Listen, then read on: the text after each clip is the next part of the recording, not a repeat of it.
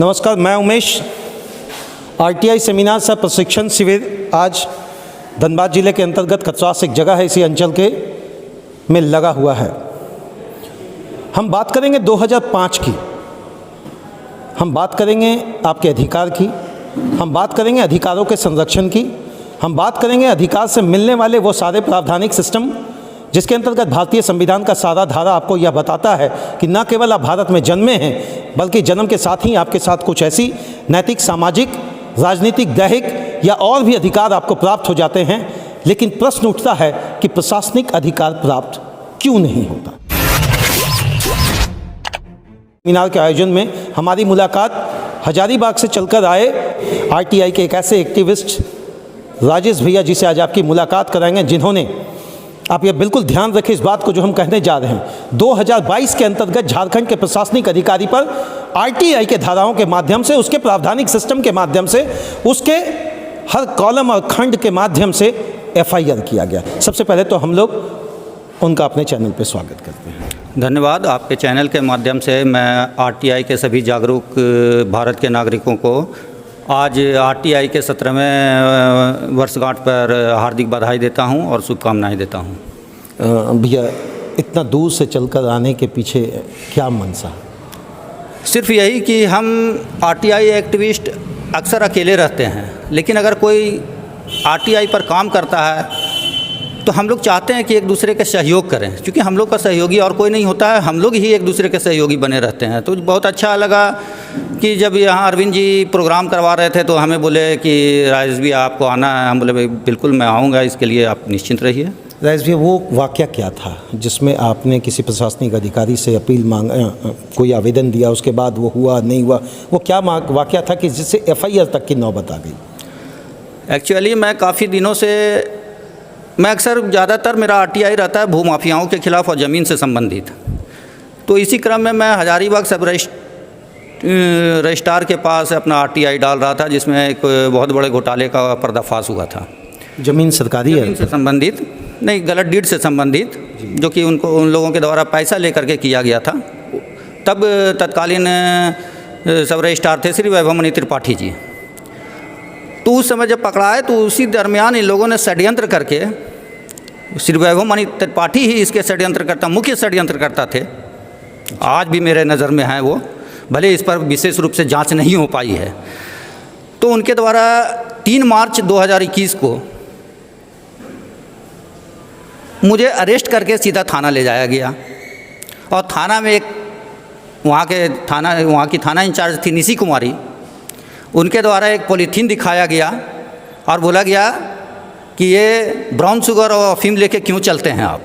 ये आप पर आरोप? ये मेरे साथ हुआ जी। उसके बाद मुझे जेल भेज दिया गया। तब तक बाहर में भी खबर फैला और लोगों ने काफ़ी आंदोलन किया, धनबाद में भी हुआ, दिल्ली तक हुआ, रांची में विधानसभा में बात उठी। तो उसके बाद प्रेशर जब ज़्यादा पड़ा, धरना प्रदर्शन का भी प्रेशर पड़ा, तो एसपी महोदय वहाँ उस समय एस कार्तिक थे, उन्होंने जांच किया और जांच करके बताया कि नहीं, इसको फंसाया गया है। और यही बात उन्होंने अदालत में भी लिख के दिया, जिसमें बाद में हमको बेकसूर मानते हुए अदालत भी हमको बरी कर दी। तो उस रजिस्ट्रार का भ्रष्टाचार को ही हम आगे उजागर करने के लिए सीसीटीवी से संबंधित हम सूचना मांगे। तो वो हमको नहीं मिलना था, ना मिला, और इस बीच में सब रजिस्ट्रार चेंज हो गए, फिर दूसरे सब रजिस्ट्रार आए। तब मैं प्रथम अपील किया, वहाँ से भी मुझे सूचना नहीं मिला और टाल मटोल किया गया, उसको ख़त्म कर दिया गया, मतलब बताया गया कि सूचना दिया ही नहीं जा सकता है, क्योंकि इन लोग जानकार ही नहीं है सूचना के अधिकार का। तो मैं अन्य आरटीआई एक्टिविस्टों से इस पर विमर्श किया, देश के कई आरटीआई एक्टिविस्टों से विमर्श किया। फिर इस पर हमने सोचा कि इस पर एफआईआर करते हैं, क्या आखिर हमको सूचना क्यों नहीं देगा, वो अपने कर्तव्य के प्रति लापरवाही क्यों बरत रहा है, सरकारी पैसे का नुकसान क्यों कर रहा है, हमारे साथ धोखा क्यों कर रहा है। तो इस पर मैंने 420, 120B एवं अन्य धाराओं के तहत उन पर एफआईआर किया। अच्छा, मेरा एक बात जानना होगा, यह एफआईआर आपने कहाँ करवाया? ये वहाँ हजारीबाग सदर थाना में ऑनलाइन एफआईआर मैंने किया, ठीक है, क्योंकि थाना तो लेता नहीं है ऑफिशियली है, तो मैंने ऑनलाइन एफआईआर दर्ज किया। एफआईआर दर्ज करने के बाद ना कार्रवाई होना था ना हुआ, तो प्रावधान अनुसार मैं फिर एसपी महोदय को इससे संबंधित एक आवेदन दिया, पर वहाँ से भी ना कार्रवाई होना था ना हुआ। तो अंततः फिर मैं न्यायालय के शरण में न्याय की आस में गया, जहाँ से मुझे पूर्ण न्याय मिला। और वहाँ से 2 जन सूचना पदाधिकारी, एक ही आरटीआई में 2 जन सूचना पदाधिकारी और 2 प्रथम अपीलीय पदाधिकारी, यानी प्रथम अपीलीय पदाधिकारी अपर समाहर्ता महोदय हजारीबाग और जन सूचना पदाधिकारी सब रजिस्ट्रार हजारीबाग, मतलब कुल 4 लोगों के विरुद्ध एफआईआर करने का आदेश न्यायालय से प्राप्त हुआ। अच्छा, ये मेरा एक बात और जानना होगा, चूँकि आपने इतनी लंबी लड़ाई लड़ी और मुझे लगता है कि हर आरटीआई एक्टिविस्ट उतना सक्षम नहीं हो पाएंगे कि इन चीज़ों को समझ पाएँ। ये लड़ाई केवल वहीं तक हुआ एफआईआर की, आगे भी कार्रवाई होने की कुछ अनुशंसा बात बढ़ी है?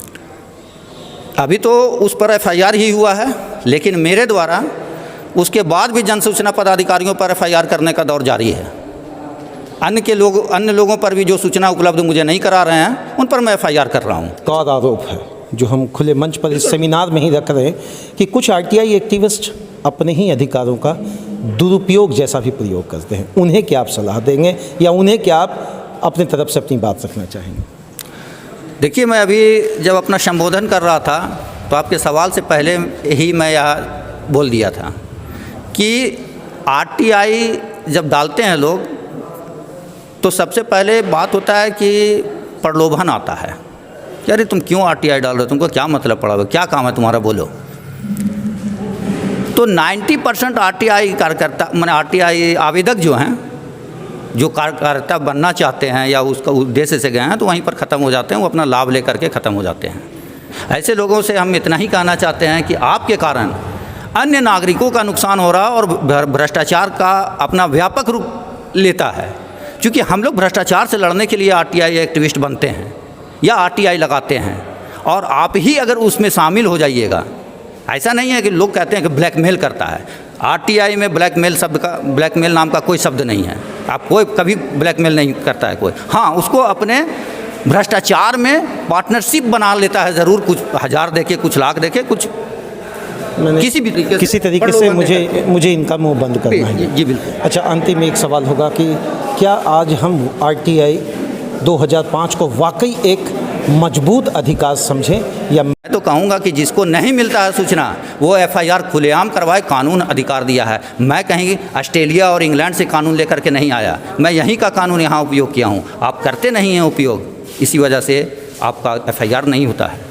धन्यवाद भैया।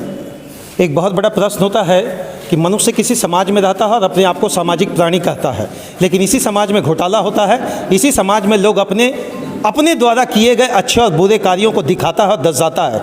इस आरटीआई सेमिनार के माध्यम से यहाँ पर जिस तरीके की जागरूकता की बात फैलाने की कोशिश की गई है, मैं यहाँ के तमाम एक्टिविस्टों का तहे दिल से शुक्रगुजार करता हूँ और नमन करता हूँ।